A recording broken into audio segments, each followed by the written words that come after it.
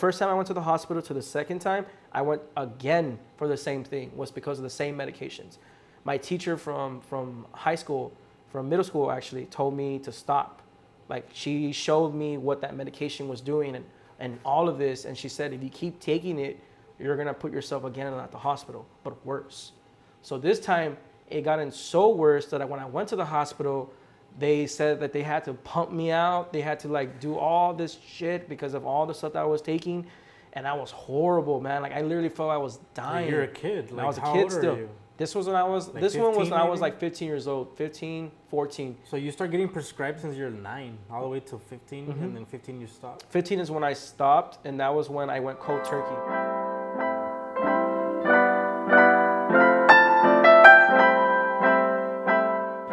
Hey guys, my name's Olaf. Welcome to our first episode of Survivors of Mental Health. Today I'm here with Eric. Eric, can you go ahead and introduce yourself? Give us a little background, where you're from. Cool. So my name's Eric Saenz. I'm here for the Oasis CBD shop. I'm from Brownsville, Texas, born and raised.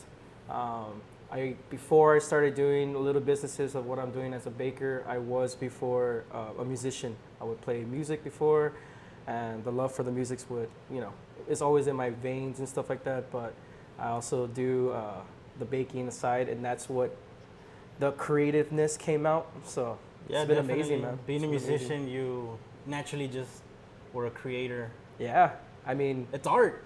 Music and baking is art. it is. And the thing is with me is that I've never been taught. It was more of a self-taught.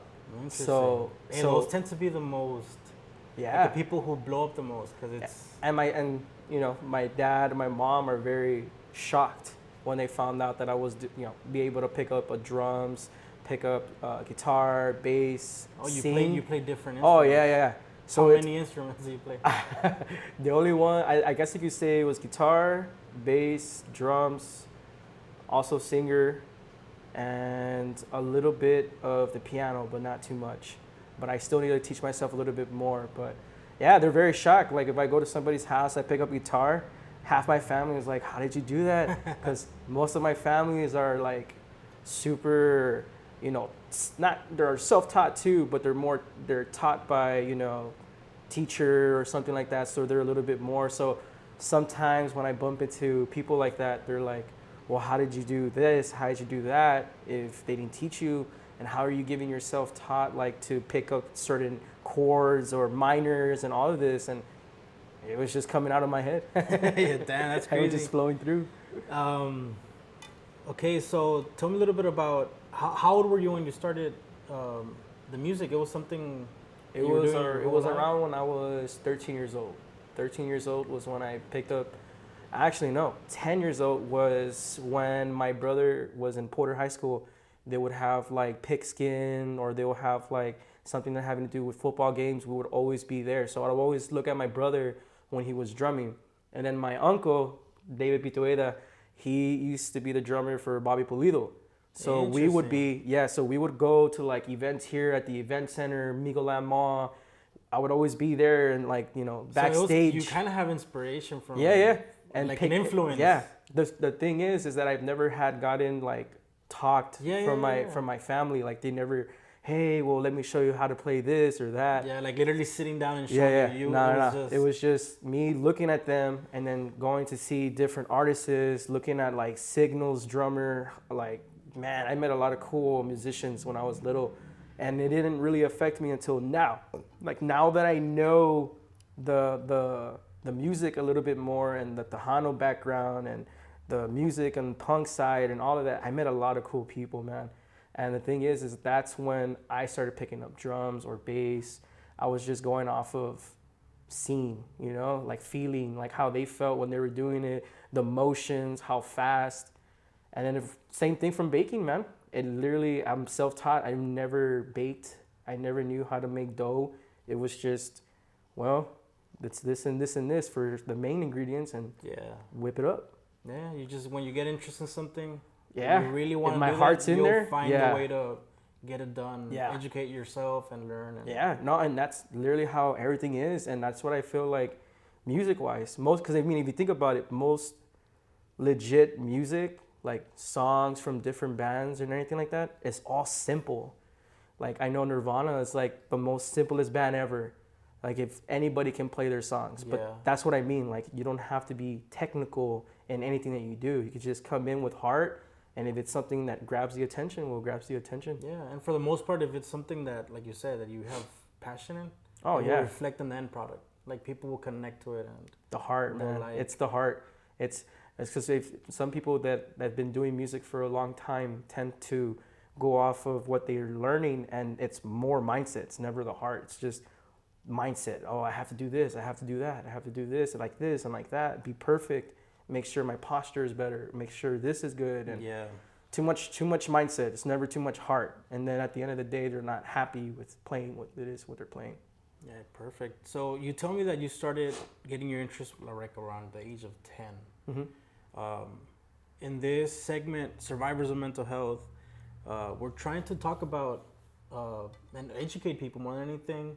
Tell people our stories, so people that are watching can relate and see that, you know, if they're going through personal stuff, personal mental battles, let them know they're not alone.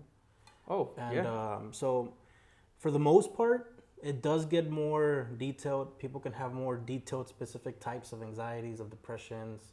But for the most part, it gets broken down in 3 parts. So they would diagnose you with anxiety, depression, or with bipolar. Yeah. When you're telling me that you're 10 years old, did you struggle with any of that at that age? Most of or- my self-taught, everything that I taught myself was all through anxiety. All through anxiety. So you've been experiencing anxiety. Anxiety since a Anxiety really young is age. your... Yeah, what well, you it's would- mostly what happened was around 4th grade. 4th grade, 5th grade, that was around when I was 9, 8 years old, about to be 10. It was around that age where I had gotten my first panic attack. My first panic attack went from being my first panic attack to being like a few fear. Like, it was mostly like fear of having that anxiety feeling. I didn't know what it was. Like, I just remembered crying and just saying like, you know, I think I'm gonna die. And my mom, my dad would be like, What why are you happened? thinking Do that? you remember anything, or it was just like... I remember I was at my friend's birthday party across from my house. I remember I ate real quick, and then I went by because they were having a big party, and I was so excited. I would always do a lot of sports. I was mostly outside.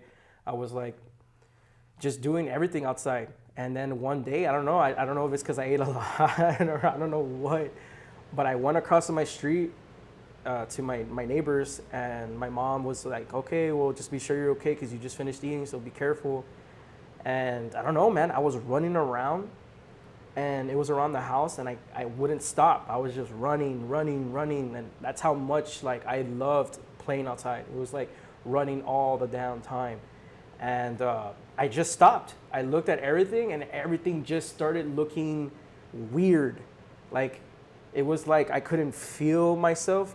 I guess that was the what's that called? Like disassociation, like you're... And I didn't know. I mean, I just remember seeing everything all weird, like everything was getting muffled, and I was like, what the heck is going on? So I freaked out. Like I freaked out because I felt weird. I felt like it was almost like I couldn't feel myself.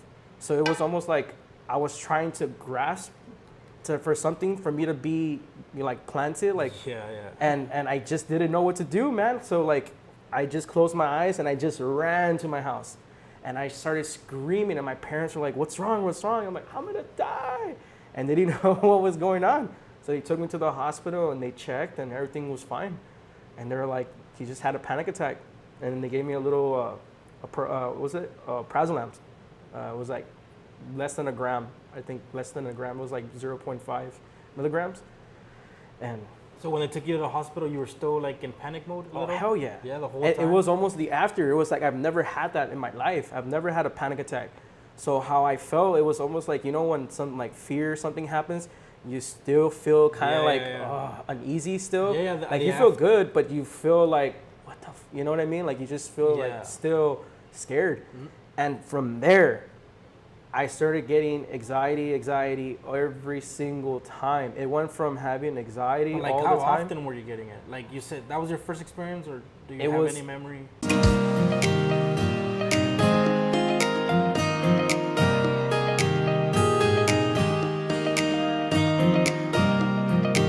Do you remember, like, did you get it often, or? Yeah, it was constantly, man. It was almost like every single. again, I've never had that feeling in my life of fear and like feeling like I'm dying or feeling like death in general. So that same feeling how I got in after, you know, like after when you feel, okay, I feel great, but you have like a little voice in your head saying like, be careful, be careful, be careful. Paranoia. Yeah, well, not paranoia. It's more of like you're carrying the anxiety of fear of something happening. You know what I mean? It's almost like I think that's paranoia. It isn't paranoia? I think that's really? the definition. Like you're scared still of a situation that hasn't happened. Okay, yeah, so it is paranoia. Yeah. So I still have, but it's in a lower level. Yeah, it's so not because to the point yeah, where okay, well, because of it makes sense because of the fact that I still have fear of it happening anytime, anywhere. It started affecting me as I was going through school. So like now because of that, of having so much paranoia, I don't know if it's me or I don't know if it just happened because of my paranoia, but I started getting a phobia of, because of feeling that the first time, again, it's more grasping your surrounding. You're literally trying to ground yourself from feeling like crap. Yeah. You know what I mean? So it got in so bad because I've never felt that feeling and nobody can give me answers. I went to psychiatrists. My mom, my dad were not helping. Instead of them saying, oh, well, it's okay, this is anxiety, it's normal, and this, I felt like I was the only one on earth who had it. So I felt like it was just me, myself, and I. And so that scared me more. Like, why am I feeling this, and why can nobody tell me what it is? And because of that, I started getting fear of going outside. Like now my fear became from having one panic attack to like literally like dissociate with life in general. Like I didn't want to go outside, I didn't want to play, I didn't want to do anything, but it was because of my fear of having a panic attack in front of everybody. Because when I had gotten my first panic attack, I saw a few people seeing me like yelling and they're like, what the hell happened to this kid, you know? And it kind of embarrassed me, like, now I'm embarrassed, you know, because people think, oh, you know, this guy's crazy or something. And now, because of that, I have a phobia of going out, but it's called agoraphobia. So agoraphobia, I do get fear when I walk in the middle of the mall. And people don't understand when I say that, but it's more of wide open spaces. If I go to the island and I get out of my car and, you know, people just walk at the beach, they go into the water, they do all of that, I'm more different. If I'm not holding somebody to go and do that, I would literally have a panic attack in front of that. You feel like you're floating away, or well, it just feels. Okay, well, remember, I told you that when I had the panic attack, it felt like I couldn't, like you weren't in control. I wasn't in control. It was almost like you're my trying body, to feel something to feel normal, to feel like, oh, okay, let me ground. Before. Exactly. Yeah. So imagine I felt that, and that was my fear. That's what tripped me out. It was not the feeling of that. It was more of why am I wanting to hold something to like, go away. You know what I mean? Like kind of feeling like, why am I having to grab to try to balance myself or to hold myself from whatever it is that I'm going through.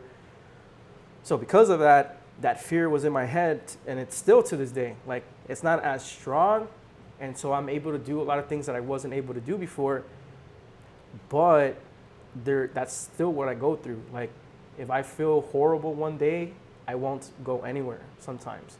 And again, it's because my fear of going to wide open spaces and not feeling safe. Almost like, again, there's nothing to hold on to.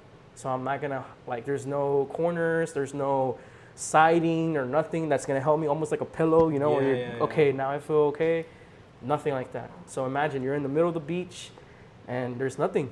Yeah. So that's a weird fear that just. So how old are you right now? Like, I'm 29 right now. 29. So from the time that you're 10 to 29, like, and I'm trying to like, so people can get like timeline.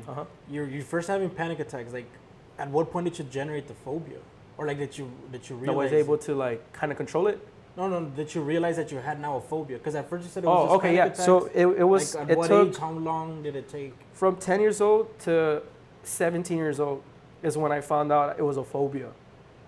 but only because of the fact that when I was going to my psychiatrist, there were psychologists, psychiatrists that I was going to, and I was not getting answers. All I was getting was medications.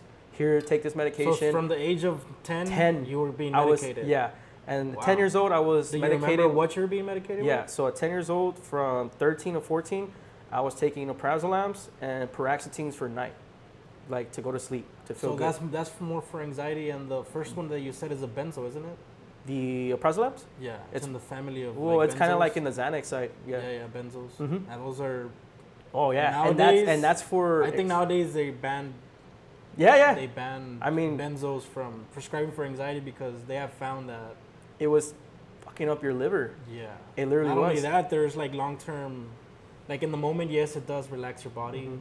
but long term, it's having, like, the side effects Well, are Around 10 to. not too good. Around 10 to 13, 14-ish, because I still can't remember. I was going to school, man, and I stopped taking. This is okay. So around 10 to 14, I had went to the hospital because I was feeling horrible. I was pale, throwing up a lot. I felt weird, but it wasn't even like an anxiety. Like it was literally like I'm really sick. Like I'm not feeling good, and I'm throwing up all the time. I went to the hospital and they told me, man, your liver is horrible. Like, are you drinking? Like, are you abusing this and this? Wow. And I'm like, no. And they're like, then why is your liver? How old were you? This was when I was 12 years old, 12, 13 years old. I when I can't went to the imagine hospital. that being that young. Like, Yeah. And again, I went to the hospital because that's how much I was taking just to again, I didn't get any answers from what I wanted to how did hear. they prescribe that dosage? You were taking that like how often? I was taking one every time you would have an anxiety. And for you was how often? Every day. Like numerous Every times? day, every hour. There was always something So like how many would you take per day?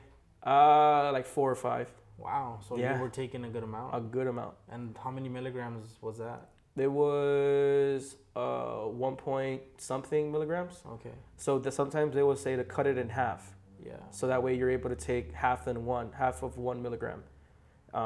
Then they started going up on the milligrams. I don't remember how much they went up, but as they were putting more and more, that's when I started getting sick. And they told me to stop because my liver was horrible. And when they found out the medications I was taking, my doctor literally said, dude, this is not good. Like, you're 12 years old and you're literally coming in here like how we usually get older gentlemen when they're like in drinking hard and heavily. Yeah. So they were really shocked.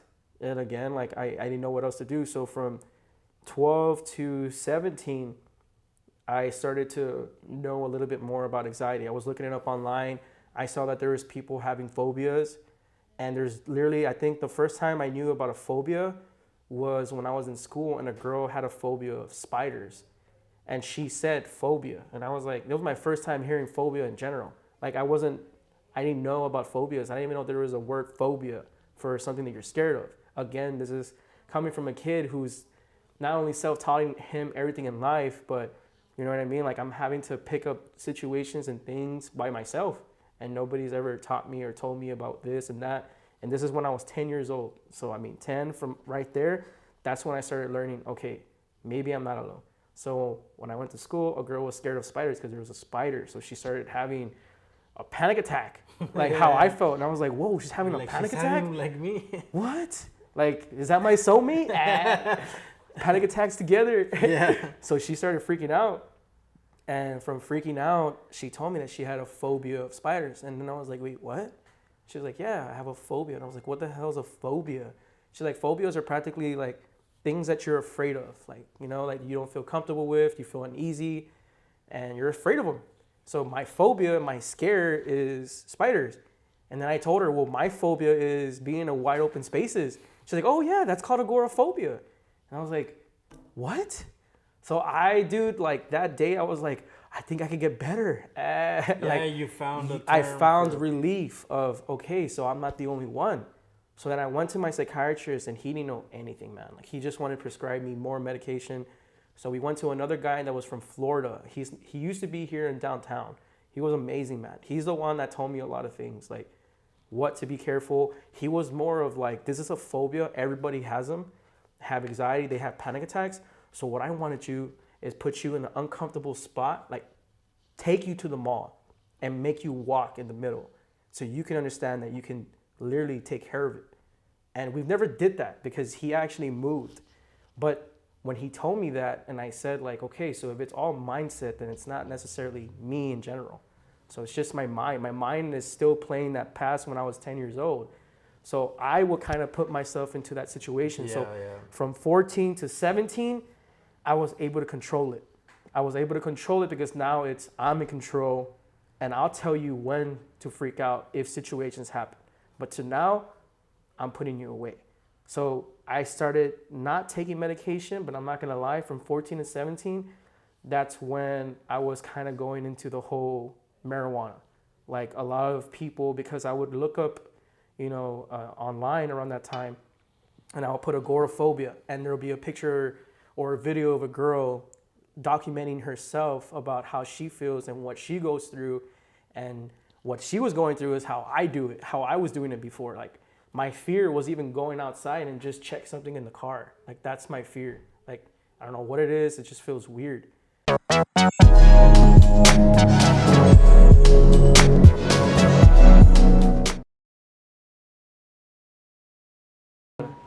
So you got to the point where it was like not even going out, like out the door. No. But because I found somebody who told me about the phobias and mentioned everything, I started to feel good. I started to feel great, for a little bit of relief that it's a phobia. And this psychiatrist, man, helped with all of that to make me feel good. And I was able to control it from 14 to 17. Like I said, I was going to school. But then I'll start having where it was almost like episodes of the same thing that happened 10 years old. Like I would do something and automatically. From 14 to 17? Yeah. Like I would even though you were making some sort of progress, you were still having. I still had that 1 month where I had that worst panic attack, and that would kind of throw me off. Like it would throw me off. Yeah. Like it was almost like I felt good, and there was everything. I was doing everything perfectly fine. I was doing good and stuff like that.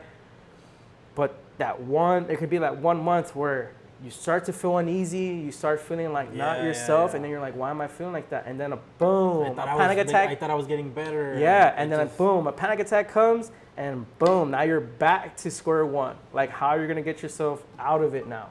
And it took What is your feeling like? Would you feel like, because I've felt the same way sometimes, you feel like it messes up your motivation. Like, no, it does. Like, why again? Yeah, again. I thought I was done with it. And then because of that, you start to, again, me was really bad. So if I had a panic attack and freaked out, because dude, that's what happened. From that time, I had gotten a bad panic attack during summer, and this was around 2008. So I was 16, 15 years old.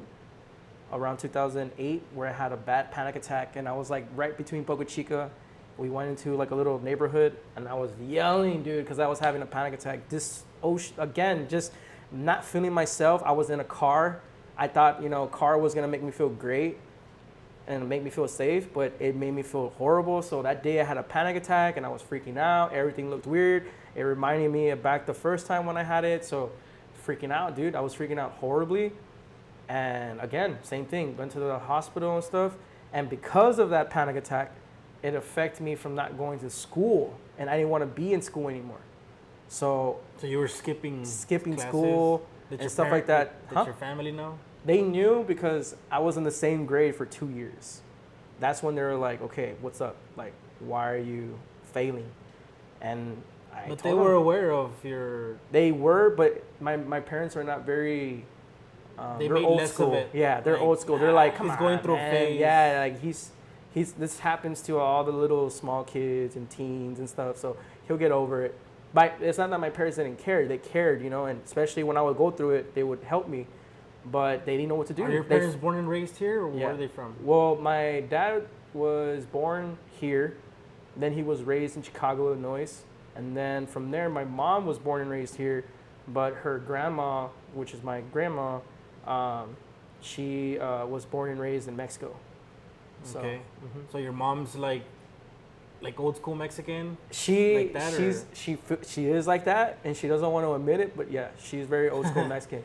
She The is. Mexican households are tough, man, when it Dude, comes to they these are. things because they will make you feel like it's in your head. Exactly. Like they have that Mexican Like it's not mentality. normal for you to have that, so yeah, you need to push touchy-feely, through like it. you're Yeah. spoiled.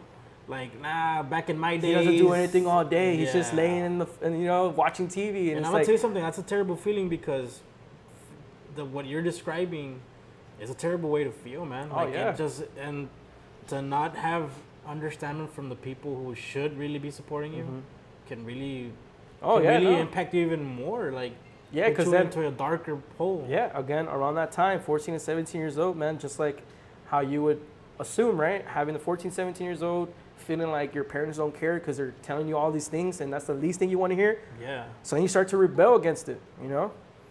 You start to say, well, I don't care about my mom, I don't care about my dad. So you start rebelling towards your parents, and that's what was going with me, man. But the thing is that even after having all of those panic attacks, I always had this thing of you're gonna be okay. Stuff happens for a reason. You know what I mean? Like, look at it as a long run. Like, what is going on? And there was this one guy that I saw on YouTube, and he was the one that kind of made me understand life a little bit more. Obviously, we can say this is astrology, we can say whatever it is that we want to say, but I feel things actually happen for a reason, because how can we all have a similar feeling? You know what I mean? Like, how is it that you're feeling the same thing that I'm feeling, but in another area? And how come there's a girl in Florida that's going through that same thing? And around the time that I was going through it, I noticed that there was an article that came out that said millions of people were going through anxiety and panic, especially when the whole COVID thing happened. You know, they were saying that there was a lot of people going to the hospital because their fear of feeling that they had COVID because they were coughing and stuff like that, but it was all panic and anxiety. Like, how is it that we're all going through it? You know what I mean? So there was this guy that I looked up, and he practically said having a panic attack, an anxiety attack, necessarily doesn't mean you're the best, but it means you're special because you can feel certain situations and things that are off. So if you're doing something that you're not supposed to be doing, that's when your anxiety will tell you, kind of like hit you in the face like a car crash and tell you that's not what you're supposed to be doing. Yeah. And then because of that, Like a Spidey your sense or action, something. exactly, because then your action starts to change, so that way you're able to feel great. And to be honest with you, when I had that panic attack and I saw what that guy was saying, I started to see how it led me to where I'm at now. Because if it wasn't for my panic attacks, man, I wouldn't be here sitting right now. I probably would have been like playing basketball, playing football, because I was into sports. I still am to sports, but it was almost going like I wanted to go to that direction. But having my first panic attack and having all of this, I don't know, man, it started to put me into like weird situations that drew me less than that, and kind of made me understand that there's more stuff happening for you, which is kind of weird. It was really weird, and I didn't want to think like that, but I'm also very spiritual. Like, I do believe in that there's a God and all of this, but I do believe in the earth in general with astrology and how other things work. So I mean, there's a lot of people who are against it or stuff like that, but I started to see, like, when I had my second panic attack, the worst one in 2008, I didn't want to go to school anymore. I was literally telling my mom throughout that whole summer that I wanted to drop out. She was okay if that's what you really want to do. How old were you? This was when I was 15 years old. So you were like a freshman, or it was middle school? Well, it was freshman, but I was supposed to be already in junior or like junior. Because You said you stayed back 2 years. It was somewhere like, was it 15 years? I think I was 16 years old, and I had failed to go from my freshman to sophomore. And that's when my mom was telling me, and that's when I was telling her that, you didn't want to go back. I didn't want to go back anymore. And she was the like, exact reason was you were scared of having a panic attack in yeah. school? Well, I told her that. I told her, like, the reason why I want to drop out is because I can barely even go out. Like, I can barely do anything. And now when I go to school, I don't even feel safe anymore. Like, that whole year, I was having weird panic attacks.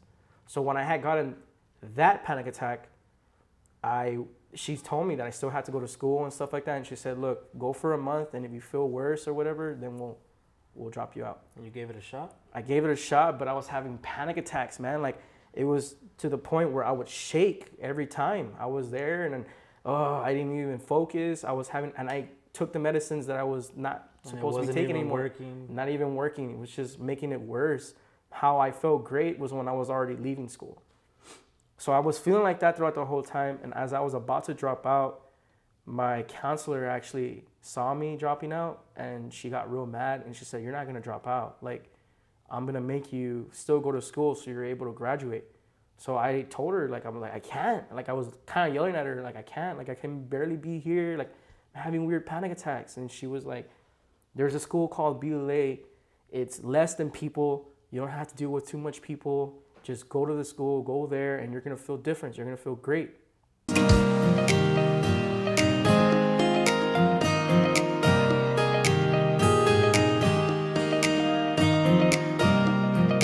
So I gave it a shot. I ended up saying, you know what, I'm gonna take that side route for the first time. Again, I never do stuff like that. I always do what makes me feel, normal. And hey, you know what, like, because you're going through it, focus on that. So finally I was like, you know what, I'm gonna do it. I'm gonna see what's up with the BLA.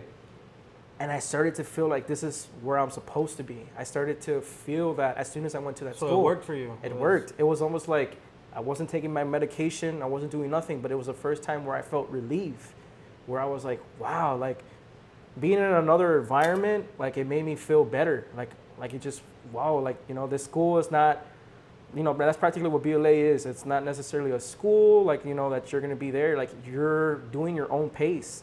So imagine, like, I couldn't even like pick up a pencil and even do my own work, but here at BLA, because I'm in another situation, another environment, like I felt way better. Like they put me into like that school, how it was and where it was at. Like it helped me to get through it. So were you able to? Oh hell yeah, like nothing. Yeah. And that's when my music came in. That's when I started meeting up like friends of mine, and they were into music, and I would lie, like I've never had a childhood of doing all these things that these guys were going through, I'd never been to a friend's house. I never spent the night at a friend's house, nothing, because of my anxiety and panic and depression and stuff like that. So I would lie and be like, yeah, man, I play music. But around that time too, when I was having that anxiety and stuff, what I did have a background of was my uncle and then my older brother, and my older brother would sometimes have shows in the back of our house.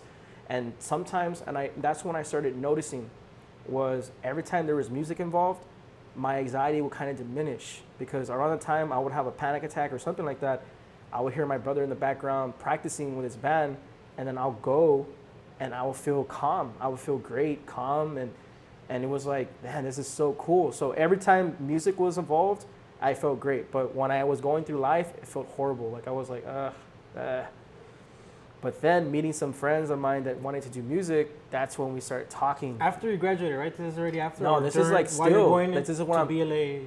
Yeah, no, like I'm not even graduated yet. This is me being like still in school, in high school. So BLA practically is like, again, I was supposed to be a sophomore, but I was a freshman because I had failed. And so when you usually fail or you hold back for a couple years or so, they recommend you BLA, which is a spot that's going to help you. There's teachers that will be there if you need help on your homework or work in general. Yeah. Like they go with the pace of you. Usually when you go to like high school and stuff, they go to the pace to what they feel. Yeah, it's like a last resort for people who are, so then like to not drop out. Exactly. Or people who, just the system in general of the normal schools is not for you. Yeah. That's what it is. So it's just the pace of what takes you to get through it, Like you can literally be in English 1 for like the whole semester if that's what makes you feel comfortable. The whole point is that you're never going to be in a grade. They'll put you in the grade that you were last time. But depending on your work progress, then you keep going. You keep going to to 11th, 10th, whatever. So it was good for me.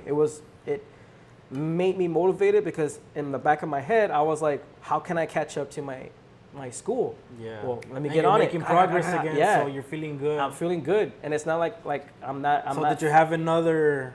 Yeah. Exactly. When did it happen? Another one of that. Like now, give me the timeline of you being, because you're 29. Mm-hmm. This was when you're like from 16 to 18, 19. Yeah. And then what happens from 19 to now? So around that time, because of music, I didn't have any of that for a good while.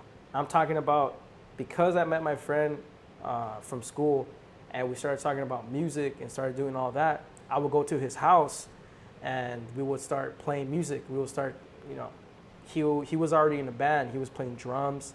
He knew how to play guitar and bass. So it was the first time where I was like, you know what? This guy invited me to his house. I'm gonna do it. Like, so I told my mom, and my dad were freaking out. They're like, we're gonna drop you off at your friend's house? Like, what? What is happening? You're not gonna be here at the house all day? Yes. So I go to my friends, man, and we're hanging out, and that's when music, man. I told him, yeah, you know what? I can do it. And then when he started noticing that I couldn't do it, he was like, oh, I'm gonna teach you. Look, just do this and do that. And I was like, okay, cool. So then I started doing the major plucks and like on the bass. And then from there, like the next day, I went back to his house again because I was like, man, I don't have a panic attack. Like I feel like how I used to when I was a kid. So then I went back the next day, and then I started, because of how good I felt, I was like, yo, I think I can play better. And then he was like, well, what do you mean? I just taught you yesterday. He's like, yeah, but I didn't listen to anything you said. I did it my own way. Yeah.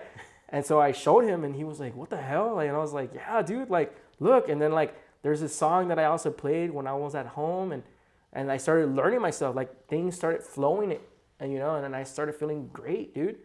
And I hadn't, from there, it was 7 years to almost 8. No, I would say, yeah, 6, 7 years. Because around that time, we started to form a band. Now we're playing shows at Chapa's Bar in 13th, 14th. That was an awesome spot, man. And from there, I can totally see like everything was feeling great. I was able to be out with friends. I was able to do all these things that I and you're wish not I on could. Medication anymore. No medication. When you're self-medicating, you were smoking, you said? I would smoke once a while, but I feel like the it wasn't anything having to it's do. THC, right? Smoking Yeah. THC. Yeah. Practically smoking the Delta 9 side, the legal stuff. But I would smoke once a while.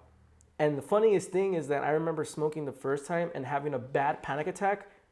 And if I wasn't where I was at in that moment, and if I was like in the other environment, like I was still in like my high school, I probably would have freaked the fuck out having the first time smoking. I have never smoked in my life, so having that one smoke, it felt like I was having another panic attack. Yeah, it has and some I was like, similarities. oh no, I'm putting myself in a panic When was attack. the first time that you smoked? Like This that you first time you was tried around 16, man. It was literally around the time. And did you try to just because Because try to feel better, or it was just something? Well, because I kept hearing, because around that time when I was looking up, the whole remedies or stuff. phobias and stuff like that, marijuana was always mentioned. CBD was mentioned, but around that time, CBD wasn't legal here. It was illegal. If you had any CBD oil or anything, you're going to jail, man. You're going in for a felony, because CBD oil wasn't here yet. It was the THC. So I started doing the THC, and again, me not, understanding how it works and what it does, I just thought, hey, well, let me smoke a good amount of this, and then I'll feel good. And no, it wasn't First like time that. you First smoked a lot. time, I remember the strain. It was Afghan Kush. Oh, and you were smoking some good stuff. Yeah, I was high grade stuff. First time ever. First time. Kush. And that, it knocked me out, man. Like, I was like looking down. I was like, oh man, I put myself in a panic attack. Like, why the hell did I do this? But I was able to control it. Like, it was the first time I was actually able to go through the ride of what I thought was an anxiety attack and what a panic attack feels. Yeah, that makes a lot of sense. So, because an anxiety attack, I've had them. You don't control them. You can't. Because the first thing thing you do is like you freak out. So I started taking it, man, and I started noticing like this is not as bad as I thought. Like the feeling, the feeling is horrible. I hate feeling like that. Like even when I get high in general, I don't like getting that high. Like I haven't had that high since that first time. Yeah. But when I do, I usually I have to go through the ride. Like you literally have to put yourself into okay, calm down. Like you're okay, you're here. Like you're feeling like this because you don't like it. Yeah. And so I started doing that. And yeah, it literally feels like a roller coaster ride because you feel great and you're control, and then oh damn, and then oh okay, oh damn, and it's just like that. And I noticed that's how it is. So I was like, you know what, I'm gonna go through it. And then after a while, I started to eat and I started to do all of this, and then I felt like after, which would be considered the CBD, which I didn't know that was practically the ride of that feeling is after you get the high out of the way, now you start to feel great because now you're feeling the CBD effects, which is calming, relax. And I did feel good. So because of that, I started to see as, well, maybe I'm not gonna get that high again, but maybe let me smoke a little bit. So then I started smoking a little bit, and that's when I felt great. That's when I was like, I'm able to from control. 16 till right now, it was just marijuana. As needed. Yeah, not really as needed, not all the time. and- Yeah, because I started noticing that I was picking, you would say I picked that- up myself. I literally picked up myself from a person whose fear was going out and having agoraphobia, man. Like agoraphobia is horrible. If anybody has time, like look it up. Like look what people have to go through, and it sounds so weird. I get flashes of that. Yeah, it sounds tiny, yeah, it it's sounds not a good so feeling. weird. Yeah, it sounds so weird when you're explaining to people because they're like, that's weird. Like how? No, like, people who have never that's experienced normal, this think you know? that it's dumb. Yeah, Or they like, think, it's dude, like, that's how it. can you be? It's in your head, bro. Yeah, like how can you it's- have fear of going to the mall or walking in the middle of the street when it's normal? Like, what do you mean? Like, how are you having fear of being here in the middle of the street?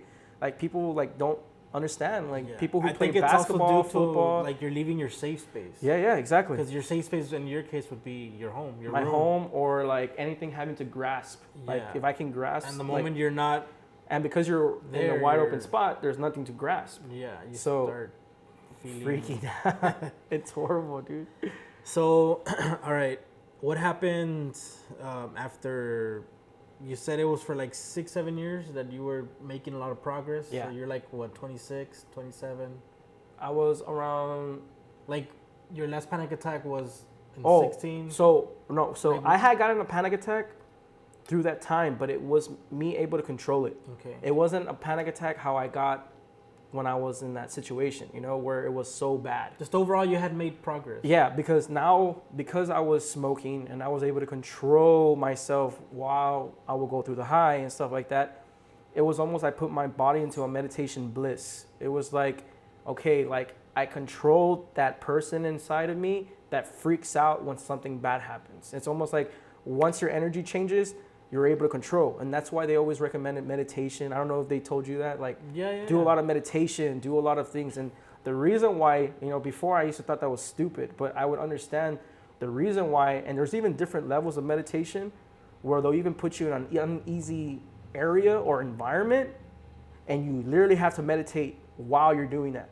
So sometimes, I don't know, like I know for sure, like there's like yoga that does it too, where they do heat, like almost like.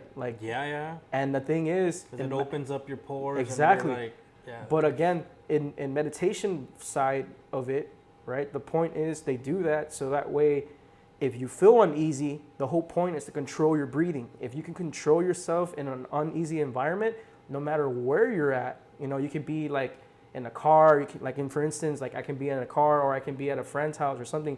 And as soon as you feel like that little tiny, like the little Spider-Man You're training tingly, your body you're to- like, whoa, wait a second. Why do I feel uneasy? Why is everything looking weird?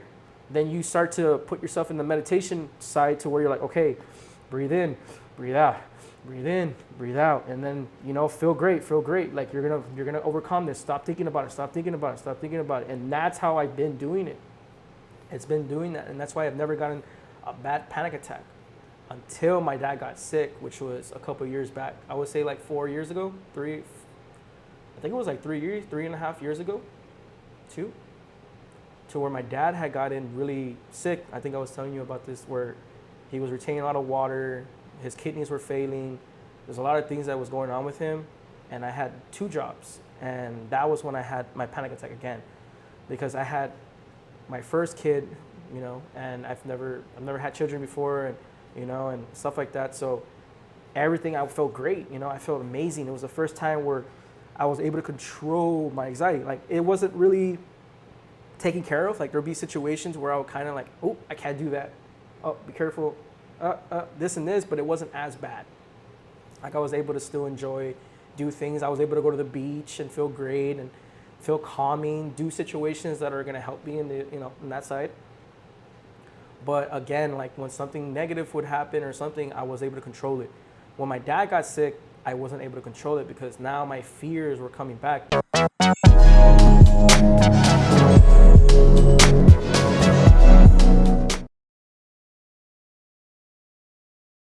My fear was I wasn't gonna be able to take care of my family. Not only that, I had to take care of my dad because he lost his job. My mom wasn't working either, so I felt like I'm gonna have to step up. So around that time, I had to quit both my jobs, and I gave my dad both my checks. I was like, here, like, take it, like whatever you need or something, because the hospital bills were piling up, and everything was horrible. But I still had to take care of my family, so it was really stressful around that time, and I didn't have something to control myself. So the funniest thing is when I had my first panic attack, I had my panic attack here on Central Boulevard. I was gonna go to a friend of mine because I thought, okay, well, how can I raise up money for my dad as fast and easy as I can? Well, let me do a fundraiser. Let me do like a plate. Like, let me do chicken, fajita, rice, beans, and sell it, and then that's how we'll raise up money for my dad. So I started to, it was in progress. So that kind of made me feel a little bit better. I was like, okay, now I'm doing something that's gonna have me controlled, but I was still anxious how I was before. Like, I would have to control my anxious, like put it away, like, hey man, shut up. But I couldn't. It was literally when I was here on Central Boulevard, I had the worst panic attack and I didn't know where to go. And I just remember seeing a sign out here that said CBD. I pulled in here, and that's when I met my business partner, Jesse. He was talking to me. He was telling me about the CBD. He told me what it does, how it works, what it brings, the relief. And I told him, hey man, it's cool that you're explaining to me all of that. I don't give a shit right now. Give me something. Give me something right now. Like, I'm having a panic attack, bro. So he gave me some tinctures, and from there it made me feel calming, but I still had the uneasy feeling of anxiety. So the last time I had the anxiety was that. It was literally around 2015. No, 2016. No. That's wrong. 2017 to 18. It was either one of those where So I like met 5 Jesse. years ago. Is it? No. It's 2022. So I would say 2019. Oh no. Before pandemic? 2018. It was 2018. 2018. 2018. That's when I first met Jesse.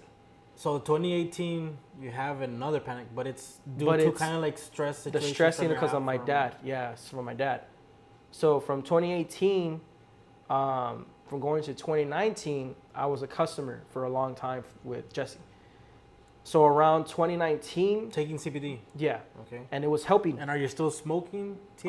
Oh, there I wasn't, because I was looking for You more had of the stopped? relief, because You I had- was afraid that if I smoked, then the situation of gonna me get worse, it's gonna get or- worse, yeah. and I'm just gonna make myself feel So you even weren't horrible. taking anything I was gonna ask you because we already went further in time, but No when did you medication. stop taking meds? Oh, so Like I stopped meds taking that- meds when I went to the hospital. Like One- when you were a So kid. yeah, so when I was a kid, I went to the hospital, and I didn't explain this because I was explaining other stuff. But before I went to high school, well, actually no, when I was in BLA, I had gotten another. No, it was before that. I had gotten, because that's when I stopped taking my medication. The first time I went to the hospital to the second time, I went again for the same thing, was because of the same medications. My teacher from high school, from middle school actually, told me to stop. Like, she showed me what that medication was doing and all of this, and she said, if you keep taking it, you're gonna put yourself again at the hospital, but worse. So this time, it gotten so worse that when I went to the hospital, they said that they had to pump me out. They had to like do all this shit because of all the stuff that I was taking. And I was horrible, man. Like, I literally felt I was dying. You're a kid. And Like, I was a how kid old still. are you? This was when I was, Like this one was 15 when I was maybe? like 15 years old, 15, 14. So you start getting prescribed since you're 9, all the way to 15, Mhm. and then 15 you stop. 15 is when I stopped, and that was when I went cold turkey. Do you think that taking those meds affected you? Like, you don't maybe think that like you get like real long term like. Well, I don't know anything about the long term. I don't know what the long term really is supposed to be from. But to be honest with you, Do you remember the cold turkey? Was it bad? No, You don't remember? no. Like, there are stories of people feeling horrible and all of that. The day that I got out of that hospital was the day when I started, all right, let me get shit done. Like, I had that You were mindset. determined. I was determined to, like, okay, I need to become a better person and make sure I don't come back to the hospital. So I got all my medicines and I threw that shit away. Like, I literally told my mom, pull over. And I threw it all away. And I said, I don't care what happens from here. Never taking medicine ever again. So I threw all those shits away. And that's when I started going to the hospital. Then I had that panic attack. When I had that panic attack, that's when it took me to BLA. From BLA, from there, that's when I literally felt great. I wasn't taking anything. It was almost like the environment that I was in was not supposed to be, I wasn't supposed to be in that environment. Like I was supposed to be removed there. It was like life got me by my shirt and told me, this is where you have to be. And as soon as that happened, that's when all of these things started happening. Yeah, I went from made progress. I went to music, you know, I was able to play in a band. I went through so many shows, and then before I became the baker of what I am now, I was playing in Matamoros. We would play like in Tianguis, we would play in Palmas Fest. They had this thing in Olympico Park. Like I was able to walk around like a normal human being without taking medication or anything.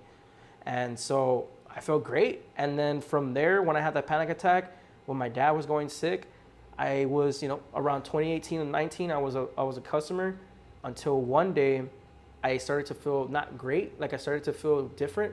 My stomach was kind of hurting when I would take the tincture. So I looked it up, and it could be maybe the long term that you're talking about. I started to get gastritis. Like I don't know if that was one of the one of the side effects or whatever, but I wasn't able to eat spicy food at all because as soon as I would eat it, I would feel horrible. And I would throw up and get sick. And I don't know if that's because it was having to do with the medications I took. So I came here and I told him, and that's when I went to the gummies. Changed everything. Like I'm talking about like how I felt when I first was able to control my anxiety and stuff like that from 2016, that times 5. And then I started getting the thrive again. Like this time it was like, man, like if I felt good in this gummy, I wonder how my dad's gonna feel. So I went home, gave it to him, and sure enough, he went from sitting down at the house all day, not wanting to do anything, was just there sad, like, oh man, I'm probably gonna die, and this is gonna happen, to the next day, him like building a damn fence at our side of the house, and he wanted to fix the house, and he wanted to do all of this, and I was like, man, like this dude is like doing all of this on just CBD alone, you know, like that's crazy. So then I started studying up more. I was like, why is it happening? Why is people feeling different more in a gummy than this? And it's having to do with the extracting the CBD, putting it into it. The heat process activates it more. So you're getting more through the body. And again, different cannabinoids. There's CBD, there's full spectrum and stuff like that. And I started learning myself more. So I came here, started talking to my Jesse.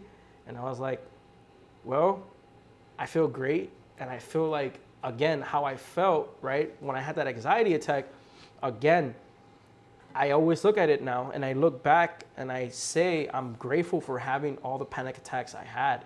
Because if it wasn't for that, I wouldn't be where I'm at now. Yeah. Nobody in my family other than my dad's side has any business at all. There's no business. Nobody runs business in my family. Like we're not known for having like taquerias or anything like that. I'm the first one in my family from my mom and my dad, you know, to having a business. There's some of my cousins that are my dad's side that have businesses like haircuts and stuff like that. But from our family, nobody has it at all. So I saw all the panic attacks. You know, I went back and, you know, I was meditating. I'm still meditating to right now, and that's what helps me right now. Meditation, CBD, I take it morning and night, and it feels great, man. And I start to look back to kind of like let it go, but kind of like understand what happened, why I was going through it. And I started to see that each of my panic attack had took me to a whole like different turn to get where I'm at right now. And usually, just like the when I was in high school, when I had that panic attack, as soon as I was put in the environment that dragged me into it, everything felt like home. Like I'm supposed to be doing this. Like wherever life is going to be taking me, I have to go through this, you know, go through it, and then it'll probably take me somewhere else. And the thing is that it dragged me to this spot, to me talking to my business partner, to, you know, I didn't even know he was going to be my business partner. I thought he was just going to be like the dude selling me CBD. And it went from that, from me coming here and being like, hey man, I had this weird dream. And I remember once I had the CBD, I had this dream where I was making conchas and donuts. And I was like, with CBD. And I remember I was at this dude's house in the dream. Like I'd never seen this dude's house before. Like, I don't even know where he lives, you know? And I'm there doing like bake stuff. And then I woke up and I was like, well, let me do that, you know? Like, that would be crazy. Like, if my parents felt great on it, how can I get the old generation and my generation to be up for it? Like, what can I do in order for people to accept it a little bit more? Well, then let me do it in things that we grew up with. Conchas, maranitos. Let me do it in donuts. Let me do it like in like empanadas. Yeah, the old let me generation do it are big on coffee and their pan dulce. Exactly. Donut So or how can I get it acceptable and stuff like that? Because again, through that whole time when I was doing marijuana and stuff like that, my parents were not up for it. They were against it. So for my dad to take CBD, it was because there's nothing else that was helping him. And he was like, well, this is my last hope. Yeah, last resort. Last resort. I'm open This for is my it. last Let me resort. see if I'm it up for it. helps. Let me see if it helps. And it helped them. My parents went from, you're a fucking bum. Yeah, I You're can taking imagine that. The old generation. What's wrong with you? To being like, I love it, you know, like it's so great and Bring everything. more. Yeah, bring more.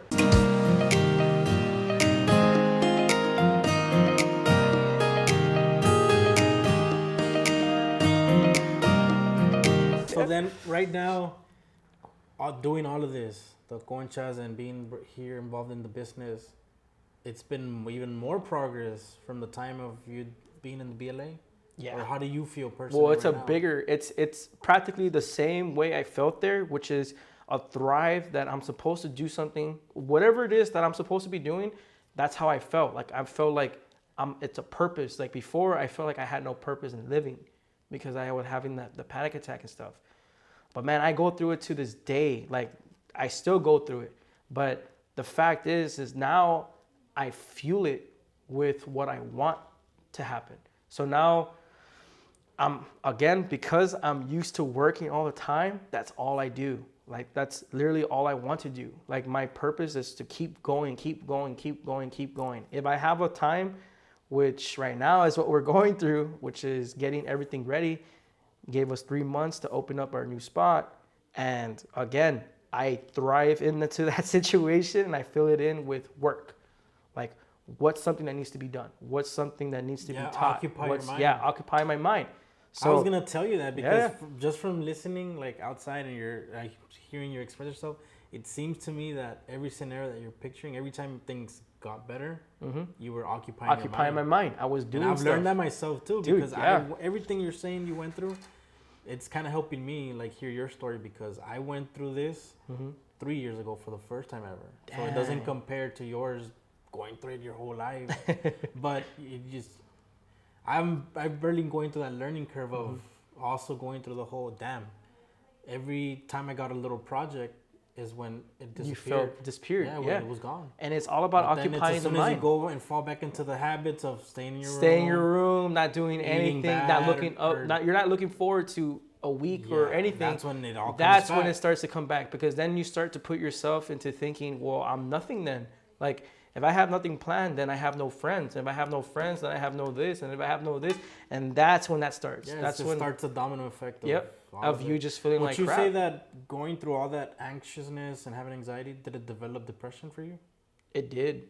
I mean, it did. I mean, again, like I was But going it through wasn't depression. depression first that triggered anxiety, or you don't know that. Like looking back, No. because I'm trying to understand. Like you're saying, your panic attack was just spontaneous. Spontaneous. Or is and that it just what you happened. remember? Maybe you had some traumatic things happen thing in your is- childhood, or you. And the thing is, the only thing I can look back and when they would explain that was when that time happened when I was 10 years old, I was explaining how I was always out. I was always in my bike. I was always playing football. I was always playing basketball. So you're an outgoing kid. Outgoing Like, it kid. was- My love was sports. Like I wanted to become a football player. I wanted to be a basketball player. I was even saying when I was that tiny that I was gonna come into this neighborhood with a Corvette, a Ferrari, Yeah, and I was you were gonna be giving ambitious. money. Yeah, I was saying all of that. I was like, man. And I remember I was in daycare, and my daycare teacher told everybody, "What do you want to be when you grow up?" And I was like, well, to be honest with you, I want to be a football player, and that being a football player, I am going to have money, and I'm going to come here, and I'm going to give you a car. And I was like telling everybody, yeah, like, hey, I'm here. Yeah. Put the cheese over here. I was doing that, man. And around that time, I had gotten a bike for my birthday and stuff, because it was a couple of weeks after that. and I got into my first car accident. Well, I got run over. Around that time, it was around 90s, man, like around the 95, 96 era, where there was a lot of accidents, dude. Like now that I look back on it, I remember when I was that tiny, 5 of my friends got run over in the same neighborhood, like 5. And this was like in different weeks. Not only that, we would go inside the house and we would look at Channel 5 News or anything like that. And they would always explain around that time that there was so many So accidents. you already had gotten hit. Yeah, I had gotten hit. So what do you think that maybe you got like a little PTSD? Maybe. But the thing is, I didn't cope with it. But now that I'm thinking when I got hit, my first fear was because that day there was a party going on in my family. I had gotten a new shirt, new shoes, new pants. My mom, the first thing she said is, don't get dirty. If you fucking get dirty, I'm going to kick your ass. And again, I went outside, played with my bike. And the first thing I do, I drive my bike and then I get hit. And I hit in a mud, like a puddle of mud, literally, like with water and everything. I fell in. And I don't know if I was out for a while or whatever, but I just remember waking up and the first thing I saw was my whole clothes. And I was like, fuck, my mom's gonna kill me. So my fear was my mom was gonna get mad. Like the least thing I was thinking about was me getting run over. When I got up, I started to feel my back hurt. My legs was hurting. My leg was hurting so bad that I would cry every walk. But I was crying not because of the pain. Like, yeah, it hurt, but I was like, more my scared of my mom. my mom's gonna hit me with a fucking chancla. Like she's gonna kill me. So that was going through my head. So when I got up, the guy was like, "Are you okay? Do you want me to take you to the hospital? You want me to call the cops?" I was like, "No, my mom's gonna get mad. Like, don't involve anybody. Just leave." Like I literally told the guy to leave, and the guy was like, "What the fuck?" And my neighbors were like, "Dude, stop! Like, what are you doing?" And I looked back at them, I'm like, "Please don't say anything to my mom. Like, she's gonna get pissed." So then I went home, and I said, "Mom, I got dirty," but it's because my neighbor threw mud at me. And then she's like, "Oh, you like, see?" what? And then so she's like, "It's okay. I bought you another shirt or whatever." So I'm there and I'm walking all weird, man, and it was hurting so bad. Like I was crying because now it hurts. I wasn't thinking about my mom anymore because now she's okay. But now, like, I'm in pain. And then my mom sees that and she's like, "What's wrong with you?" And I was like, "No, it's just I fell, like, this and this." And she's like, okay. And that's it. I literally went through weeks of just self-healing. Like, it healed itself and stuff. I was going to school with a limp and everything. But that whole time. The panic happened and then after the panic attack, yeah. And then I think that's maybe like too much of a reach. I don't think you see what I mean. That's what I'm saying. That's what I'm saying. I don't think it was that. I feel like I think you're trying to find something because sometimes it can be just you probably just had a chemical imbalance. Yeah. But you got so scared that you put yourself into like a state of shock that you never got off. I never, like for weeks, and then the medication made it worse. And so I was on it. It was almost like staying in didn't help, and it's something that you just. And how I always imagine this being is like a tunnel. Like, literally, I go inside this tunnel and I'm stuck in this tunnel. And that's what it's how it's always felt like. Like, I can never get out of the tunnel to be like, I'm free, So it almost had that, like, same effect. Like, I went into the tunnel and I'm stuck into this tunnel and I'm walking, I'm trying my best to get out of it, but never. And that's how I always felt like my anxiety felt. Like, after having that panic attack, it was just me just flowing through that, like, for a very long time, until I started to understand about it and stuff like that. Then I was able to get out of it, but still I would end up going back into it and then back out of it and back into it again. And then again, like, I didn't understand why, but I'm not again, like, this is not going off of anything. I don't want people to be like, "Oh, look, this guy's astrology guy." No, but I feel like most of the people that I've talked to, it seems that their life changed when they had the panic attack. There's a lot of people that go through a panic attack. Oh, it fucking it's fine. So you feel like people have gone through panic, like, you believe there's a connection. I mean, it's what you believe in. I mean, I literally believe that everybody's different. We have our own. Yeah, like I literally feel like if you're having a panic attack, it's because we're doing something or we're going through a situation that we're not supposed to be in the first place. Whether it's being this and that, and I'm telling you, man, like, when I felt that, it would take me to another environment, and that's when I felt amazing. And I believe in it some sort of like that. Maybe not to that point, but I do believe that everything that happens to you is a learning experience, and it makes you stronger, makes you wiser. Well, if you see it and you take it like that with an open mind, that it does everything that you went through has made you who you are today. Yeah. And again, like, it's so crazy. Who you are. Yeah, and it's so crazy to think about it, man, because then I have family members, friends, and stuff like that that are going through the panic attack and anxiety, and they're like, well, dude, how did you go through it? And it's very hard, right? It's very hard to explain, but what I could say is having the panic attack and having the panic attacks and anxiety attacks and going through all of that, I still had like energy or positivity that I am gonna get through it, like, you know, all the time. I like that. And I would always felt the same way. Hope is the last thing to die. Dude, yes. So Don't I let always felt like it's gonna get away soon. It's gonna go away soon. And then sometimes there would be signs that I would look, and I would always see God. I would always see crosses. I would always see sayings, and they would always hit home. You know, like I would be at somewhere, and then I would go somewhere, and then the first thing I was thinking was, man, I feel horrible. Like nobody cares about me. Like I'm just a, you know, nobody. And first thing I see is like a little prayer, and I remember seeing it at one restaurant by my house.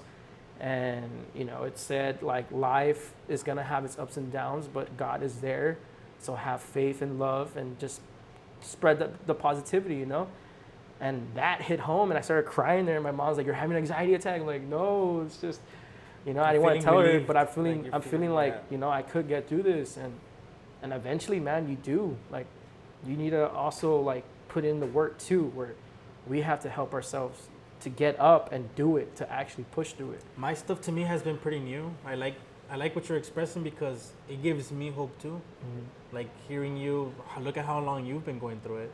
And you're still being optimistic and you're still being hopeful. Oh, yeah. Like it makes me be like, damn. Because I'm really coming through the realization of this is something I'm probably going to have forever.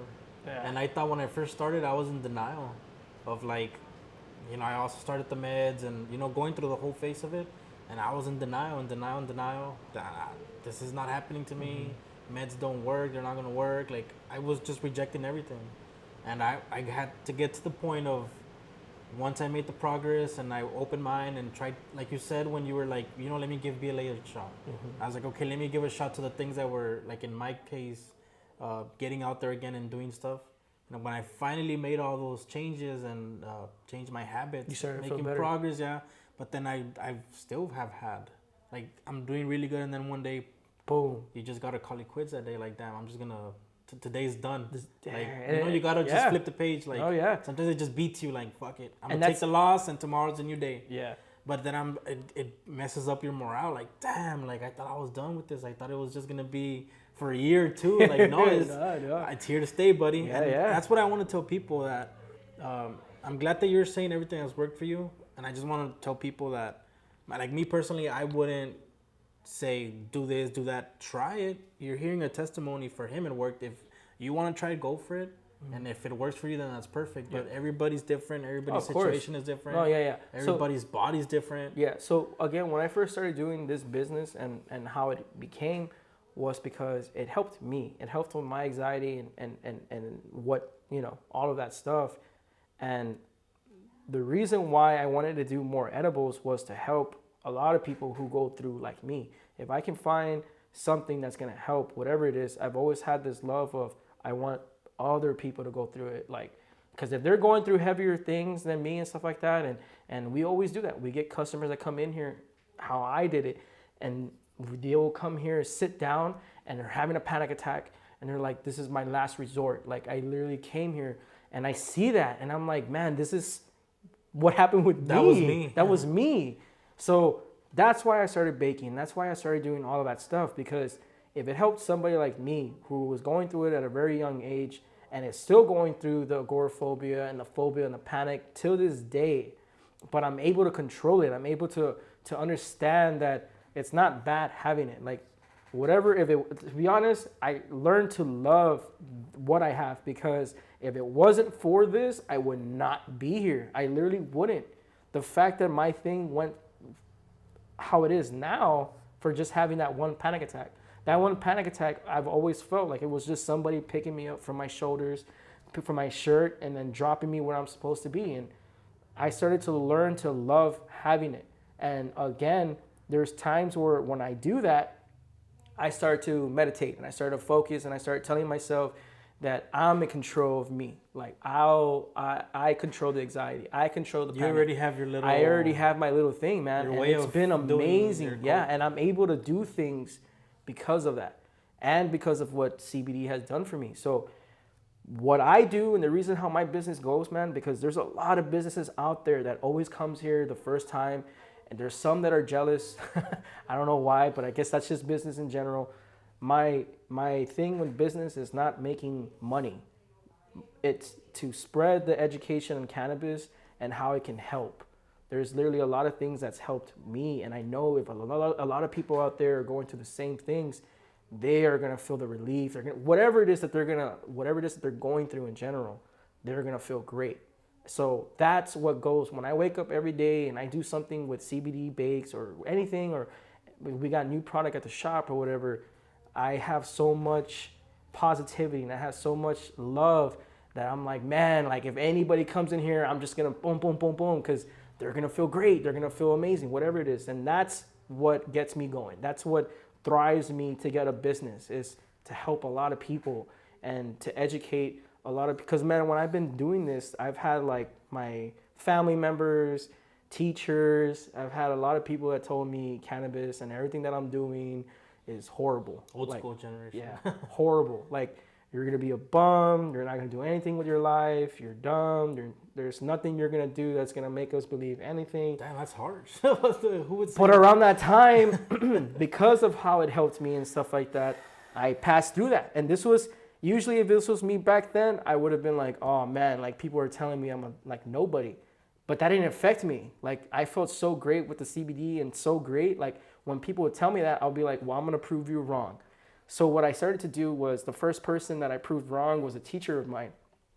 And I made a bunch of conchas. And I made some maranitos, which we call marihuanitos, which are shaped with cannabis leaf. And I sent it to her at her school. Like, you know, and the people were like, is that a weed leaf? Like, what is this? And it was CBD, you know, it was CBD. And I explained to them like what it was and how it does it and stuff like that.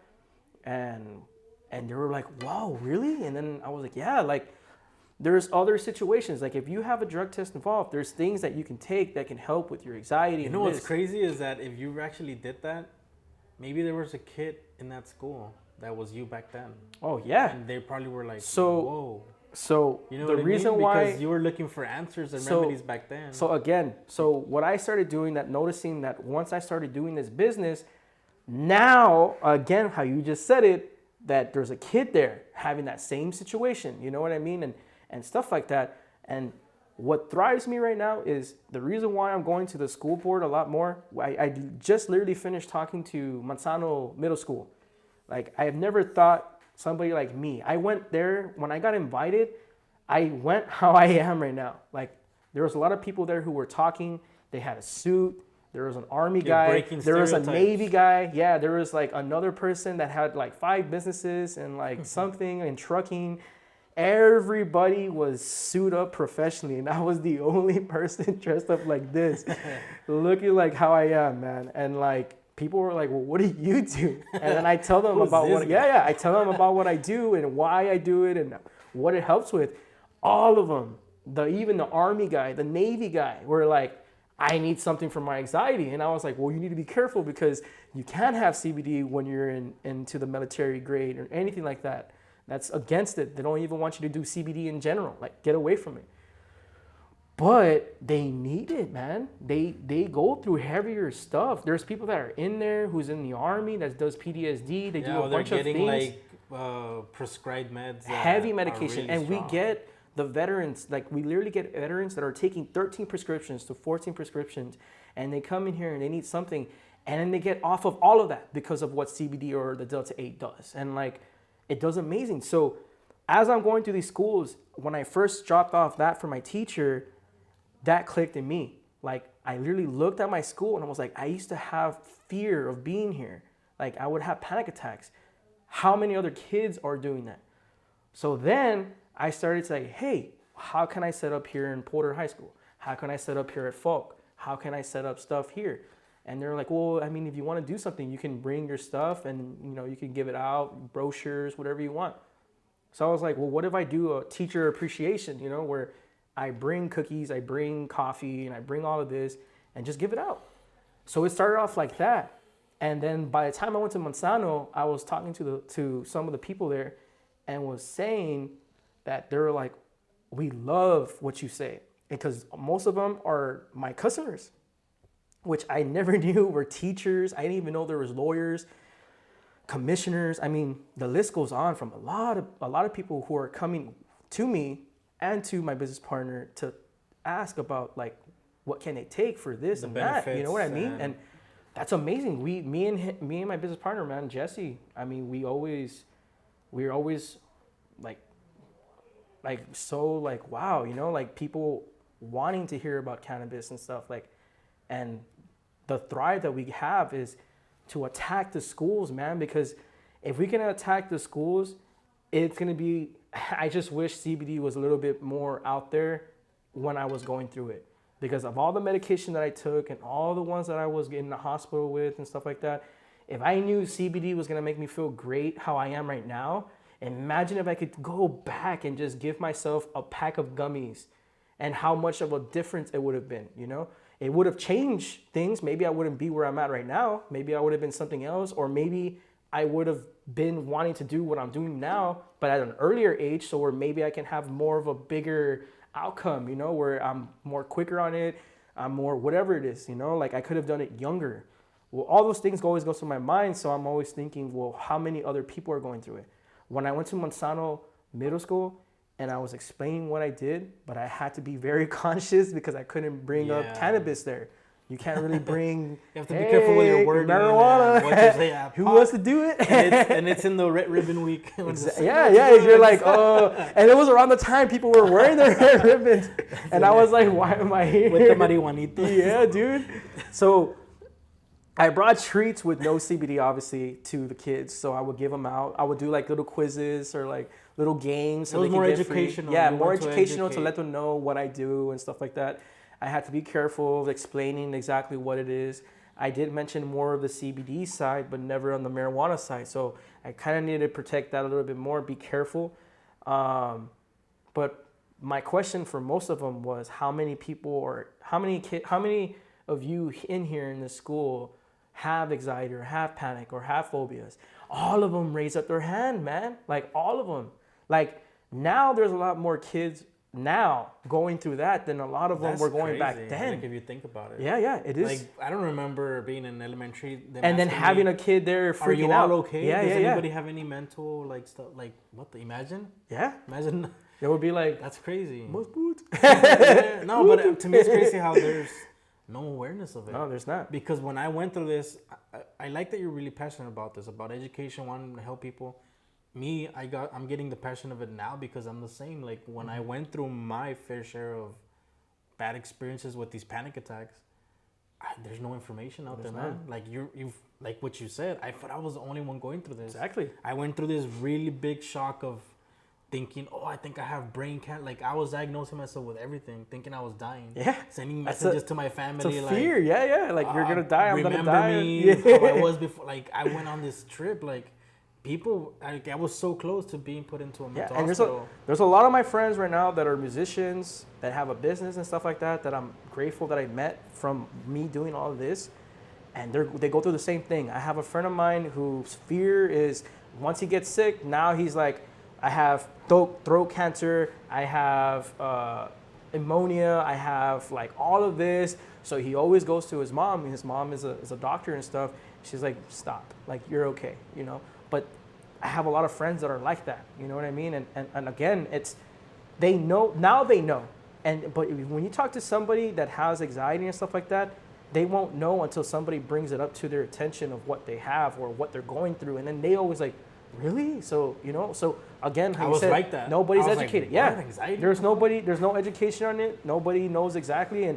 And again, like, it's horrible back then, but now it's taking a little bit more like aware. Like now people are bringing it up. Yeah, you know, well, what you're doing. Yeah. Well, And honestly, this Yeah. video is for that. Oh, yeah. I I mean- want to have people talk about mental health. yeah. Oh yeah. You know, And like, but talk about your to even experiences. nationwide, there's a lot more. It's a lot more awareness. A lot of people do say mental health. You know, there's this number, whatever. Yeah, times you know, are changing, man. It's changing now, but I'm talking about in value wise, we're still very like not wanting to hear it too much. And if you do bring it that's up, why keep doing what you're doing, and Yeah. I'm gonna keep doing these yeah, videos. and again, so that's why I'm going to all these schools. And my vision is to have CBD, cannabis in general, with obviously there's going to be a lot of restrictions and stuff, like coming to the smoking site because it is 21. Again, we don't want that. We want to leave most of the things that are going to help, which is a CBD side, which is something that I feel would help. But I feel like that should be more acceptable into having there at school. So somebody, when it goes there and they feel like how I felt, all they have to do is just click the number, get the gummy, and then take it, and then feel great at school. Like that is what I want. I want students, man, because they go through heavier. I'm pretty sure you're somebody that goes through heavier stuff, trauma, and all of that. And again, because they're in school and because they have to be there, because they don't want to be there, because dude, they just literally came back home from something bad happening there, so they have to come to school because they have to. You know what I mean? Like they have to be there. It's not like they want to. But then you have a teacher telling them that, hey, you're not doing anything in class in front of everybody. Yeah, And then you're they being put on the become spot. and, they like, become little assholes, but it's not because they want to become an asshole. It's because nobody's hearing them out. At least, I felt like I would have been like that, but I was more into myself. I was more into like what I thought was bad and what's wrong, and like what I'm going through is horrible and nobody should be going through it. So I wouldn't, like when my teacher would call me out in front of everybody, I would say I'm sorry, and stuff like that. But if I was the other way around, I'm kind of aggressive in a way. So sometimes when a teacher would tell me something as I'm going through an anxiety attack, like in my head, I'm like, F you, like you, like in my head, I'm flipping tables. But in real life, I'm like, okay, I'm sorry, but I'm there mad, having the anxiety. And then being mad and anxiety is feeling it. It just makes it worse because then now you're putting yourself into a quicker like anxiety and panic. Yeah. And so that's why I wanted to go to the schools a little bit more, and that's what I want to keep doing. I did talk to some of the schools, and they did said that maybe around, after February through the March, May, for me to start setting up and, just educate a little bit more, having like a brochure about it, whatever it is. But that's my vision. I want the schools to be able to talk about it more, and then and now it's getting to the point because CBD is welcomed, cannabis a little bit more. You start seeing that most of the hospitals, there's even pharmacies that hold CBD. So now when a patient go into the hospital or something like that, they have a panic attack, they're like, well, if you're taking this medicine, what about CBD? And those people come here and they're like, hey, so there's a doctor that actually told me about CBD and for me to take it. And then they come here and they take it, boom, they're off their medicines. The doctor is like, well, is this something that's helping you and stuff like that? Yeah. There was a customer that came in here and said that he was going to go through sleep apnea test because he was stressed out, panic. He had gastritic problems and he couldn't sleep right. So they were saying, well, it's because of you have sleep apnea and then you have this and then you have that. As soon as he took CBD, they even do the sleep apnea test because this guy was finally sleeping. And because he was sleeping, his anxiety and his stress levels went down. And now this dude, all he was lacking was just sleep. All he needed was to get as much sleep so that way he's able to do stuff during the day. Like, yeah, he was.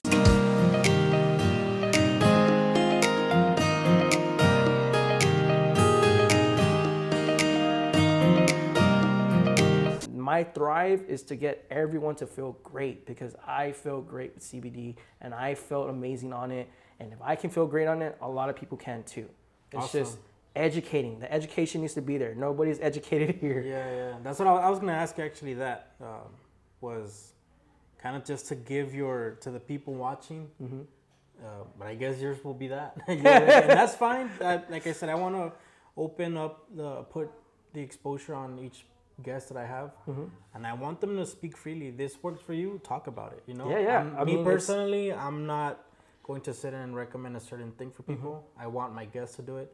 This is what's working for you. Go for it. Tell your experience. Yeah, I mean, again, that's why I say. But I want you to tell people right now that are going through this, so we can conclude this. I'm really interested in the business aspect of it. So we'll come back and we'll do another video talking about 100% the business. This was more just for like mental health and all that. Yeah. I want you to tell people that are going through something right now, maybe somebody watching, they're like bummed out. Maybe they're you back then where you're like looking, finding remedies. Yeah, I mean, what advice can you give them aside from CBD? You obviously recommend CBD. Give them some type of advice, motivate them, tell them something. Yeah, I mean, hopeful. I love this every day. Every day I always put up, again, like if anybody who follows me, Eric Saenz, in Facebook, I'm always putting positive posts. Because I know some of my friends are going to be going through stuff. I know some people that I haven't met, which are customers, whatever it is, and they're following me because of my business or something. They're all going through certain things. I've been there. We've all been through there. You've been through there. And it's horrible when you feel that you're alone in this. And when you feel that you're alone in this, everything else just seems to be clattering around you. No matter what you think about, no matter what you look, you always look at like your TVs and stuff, and you always see a lot of people that you wish you were. Like, I wish I could be them, where there's no fear. But even those people go through that as well. So we're all in this together, but the whole point is we motivate, and that's what I do. I want to bring like a relief to a lot of people that there is something out there that can help. CBD, again, is just something that's helped me. A lot of people out there that, you know, are still like new to it, not saying that this is going to cure you, it's not going to relieve you, because we're all different. Everything's happened, and we all have the same different body, and we all take things differently. But what's helped me with my phobias and my anxiety and my depression and my panic and my suicidal thoughts and my like not able to sleep right has been CBD and cannabis, and it has been for a while now, for a good while. And if anybody sees me, can see that I have the love for it and the thrive for it. I'm always at events. You can find me from Brownsville. You can find me around like anywhere, like between McAllen. I'm always doing events all the time.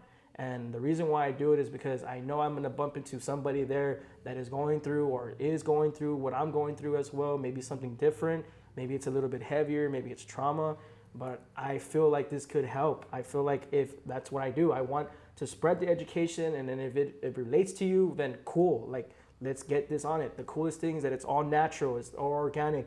So again, there's 3 different types of CBDs. There's CBD, there's full spectrum, there's broad spectrum. None of that is gonna have a psychoactive high. So as it is, when we go through panic attacks, our fear of taking marijuana is because we're gonna feel the high. CBD and all of that has no high. The high is in Delta 8 and practically all of that form, which is anything having to do with the THC on the Delta 8 side. That is what has the high. But we never recommend something like that for anybody who's going through heavy anxiety, depression. But there is people that need the THC. They need not the high, but they need the microdosing form of THC to feel great. Because again, it's just like a doctor that prescribes you 2 cups of wine. You can have 2 glasses of wine, and that's perfect for you. But if you do anything more, you're already considered to get lifted. You're trying to party, and that's THC. So what I recommend is to look up a little bit more, do your research if you want to do CBD. If not, you don't have to. But the motivational here is that I was there, I went through it, but I came out of it because of the motivational side of me wanting to help a lot of people, and I wanted to thrive on it and stuff like that. So if you're going through anything, you'll be okay. Just keep looking at positivity, that everything is gonna happen, that everything is going through is happening for a reason. We have to see our panic attacks that it's meant to happen in order for us to thrive through it bigger and stronger. Because maybe there's something that you're going through that you're not supposed to be doing, but because we are hard-headed, we're not gonna look at the bigger picture. We're looking at the smaller picture of now. But every time we always have a panic attack or something, we're always thinking about things that we could have done differently. And usually that's when something is telling you to do something that you're not supposed to be doing, or doing something that you're supposed to be doing. So follow your heart, follow everything that's supposed to be happening, and it all falls to place because everything happens for a reason. I'm literally here telling you that. I know it's cliche when people bring that up, but it is true. I mean, I went through so many panic attacks, and I went from a kid who wanted to play football to a kid who wanted to literally be the best musician ever, to being like a Kurt Cobain or something to now being a Betty Crocker of baking. How the heck is that happening? And that's because that's life. That's life telling you. And at the end of the day, you pick up certain things that comes from those levels of different yous that you can pick up, so that way you're able to put it into what you're supposed to be doing. And as of now, I feel like I'm supposed to be doing the education because of my background of everything I was going through. It seems like I'm here to help relieve and bring the happiness and bring positivity. And I think that's why a lot of people follow what I do, because they can definitely feel and see the sincere that I have to help, and the motivational and being positivity even after being negative and going through negative things. Because again, we have to see that things happen for us, not to us. And we just need to feel great and understand like things are going to happen for the great. And different scenarios, you might be going through maybe a reggaeton phase, a rap phase, or you're going through certain things. But at the end of the day, like all of that happened to you to get where you're at now. So it's amazing, Awesome. man. Very well said, man. Spoken. Overall, it was good to hear you, man, to hear your story. I've been following you. Actually, I think that's how I met you, was online friend. Yeah. And I can attest to that. And I've been following you for Eric even shares a before, lot of man. Positivity. Again, big fan from you, man. Yeah. Again, you did a lot of cool things, and around that time, you did a taco review, man. And a lot of people don't really know, understand, but like I was a big fan because you did a taco review, and I love food in general. So, man, like if I don't know, man, We're bringing just, it back. hey, We bring have it, a bring segment. it back, it's, dude. It's called RGB Bites now. Oh, that's cool. We don't want to close it on just tacos. Okay, you want to And do there like was some varieties of different political stuff. going on about rating, because I was giving legit rates. Yeah, and you need to be doing that. Again, that's what's going to make you differently from a lot of people. Because, again, like you can go to a business and you can do that and you can lie to their face. Like, because you know what I mean? You could be like, I was being it's the honest. best, I you was know? telling them beforehand, hey, I'm going to be honest, though. And what's the catch? Nothing. I'm just going to be honest. Yeah, be honest. I wasn't charging, nothing. Just, I'm going to try a taco and rate you. Dude, Alright, and go that's what I like about it, that you're honest. You weren't being fake. You weren't being like, because I'm here, But I it have to ended give you a up good changing story. towards the end. Yeah, it did. I was kind of, it was being manipulated by the owners and telling me to do it. And that's why it stopped. But I won't get into detail, yeah. But yeah, man, so going back to it, I'm glad I had you, bro. I'm glad you got to tell people your story. Hopefully people get motivated. Overall, my message is just stay positive. You're not the only one. There's a lot of us out there. Don't be embarrassed of what you're going through. Don't fight it alone. If you're not getting support from family, it sucks. If you're that person, that bad family member looking right now, mom, dad, tia, abuela, damn, don't be like that, man. Yeah. Like, you don't understand. Each world is their own. Each head is their own world. Even though we're related, or you think you know, or oh, because I had it worse. Everybody handles situations differently. So don't judge. Yeah, for Try sure. to be understanding. Try to be compassionate. And give love with somebody who's going through it, because it feels really bad. It feels like you're horrible. dying. It literally feels horrible. So be understanding, and to the person out there who is struggling right now, don't lose hope. Always be optimistic. It feels like you're dying, but I promise you, you're not gonna die. You're not gonna die. It's just a bad feeling. Reach out to people like Eric, like myself, other people. Get involved. I know that it's an uncomfortable situation because maybe you've developed anti-social skills. You don't want to talk, but it does help. Make friends again. We're all out here to push each other. Guys, thank you for watching this video. Survivors of Mental Health. He was our first guest, Eric Saenz. Eric, Hello. thank you for having me. Yeah, man. Thanks, man. It was awesome. For having me here in your shop. We'll hope to be back. Watch out for other segments. Go-getters, I'm definitely going to feature Eric. I think he goes off with the CBD I want. Another video, so he can just go off on that one and a business one. Tell you his story of how he started a business, became a business owner. And that's that, guys. Reach out, go get help, talk to somebody, try all the options. Don't be close-minded. Yeah, just be up for it. I mean, be up anything, for it. because there's a lot of things that are going to help. And so having like a real bigger mindset into it and knowing what's going to help it's gonna be amazing. But yeah, I mean, it's better to try something than to try nothing and just be stuck in where you're at. So. If you're already trying stuff that's making you feel horrible, might as well feel something that's organic and natural.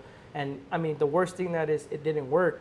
And then again, you can there's going to be a solution out there. It's just we also got to put ourselves into an uneasy feeling. Like you're going to do stuff just to get through your anxiety because you're not used to it. But once you start doing that, you start to see that, wait, it's not as bad, And then because of that, you can overcome. And I did explain that I overcame some anxiety without taking medication. So it's definitely going to help.